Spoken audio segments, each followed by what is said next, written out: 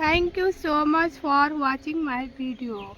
I hope friends you are fine and good. I am great also. Today I am describing morning time because morning time is the best time for studying. I like morning time. Do you like morning time? Please comment me in this video and tell me clearly. How to learn English. Firstly, understand in your own language. Thinking in English is most important. After that, read books, English newspapers, and daily practice, and also watch English videos and try to make conversation in English.